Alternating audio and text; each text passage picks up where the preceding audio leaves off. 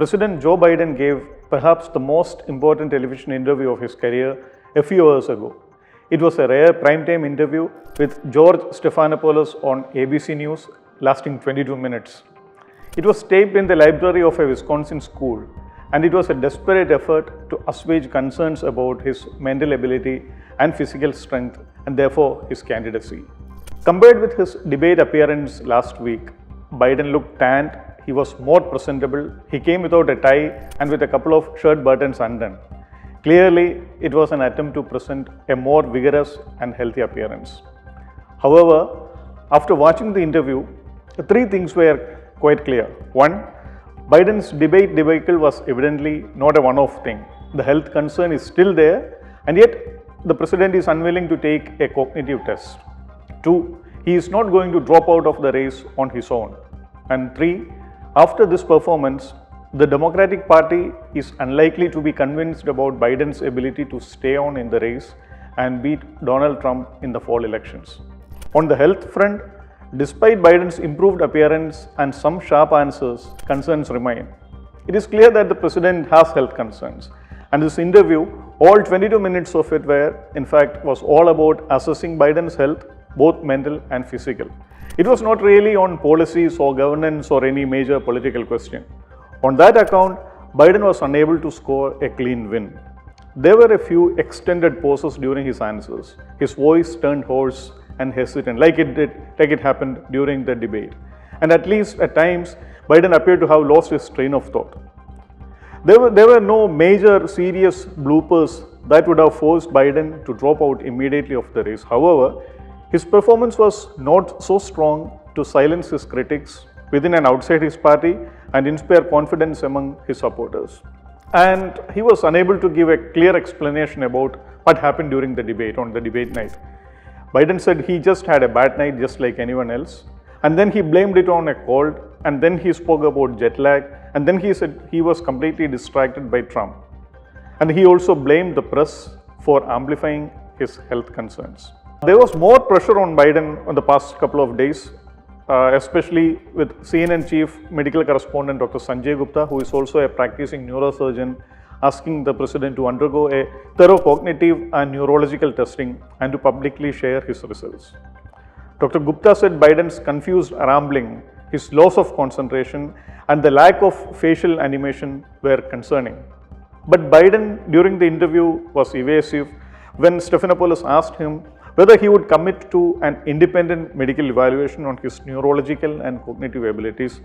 After repeated pressing, he just refused. Look, I have a cognitive test every single day, Biden said. Everything I do as president is a cognitive test, he said, in a way wriggling out of the uncomfortable question. Biden also made it clear that he would not drop out of the race. He said he would drop out only if the Lord Almighty directed him to do so. So in a way, he appeared either overconfident or he was delusional, depending upon your perspective. So as he repeatedly denied that he was down in the polls, despite multiple non-partisan national and battleground surveys giving Trump the edge. When Stephanopoulos repeatedly pressed him about Trump's growing lead and his low approval ratings, Biden said that was not a concern for him. Not when you are running against a pathological liar, said Biden, referring to Trump. Not when he hasn't been challenged in the way he is about to be challenged. Almost invariably, Biden's interview gave the impression that no further information about his health problems or his debate performance or the growing disunity within the Democratic Party, nothing could dent his conviction that he alone is the Democratic Party's best hope to beat Trump.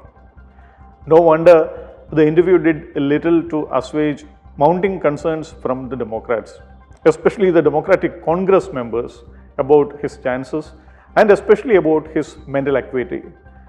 A House Democrat said after watching the debate that it failed to change the mind of anyone.